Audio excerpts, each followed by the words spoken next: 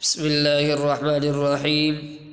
ایک شخص نے حضرت عیسیٰ علیہ السلام کو دیکھ کر کہا، کیا آپ وہی نہیں ہیں کہ مٹی کے پرندے بنا کر ان پہ دم کر دیں تو وہ اسی وقت ہوا میں اڑنے لگتے ہیں؟ آپ علیہ السلام نے فرمایا، بے شک میں وہی ہوں۔ تو اس شخص نے حیرانگی سے پوچھا کہ اللہ نے آپ کو اس قدر قوت عطا کر رکھی ہے، پھر آپ کو کس کا خوف ہے؟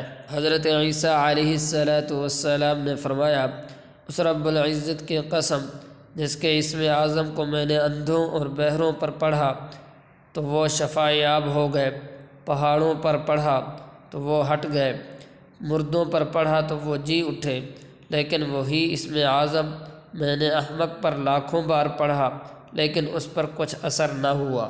اس شخص نے پوچھا، یا حضرت یہ کیا ہے کہ اسم اعظم اندھوں، بہروں اور مردوں پر تو اثر کرے لیکن احمق پر کوئی اثر نہیں کرتا، حالانکہ حماقت بھی ایک مرض ہے؟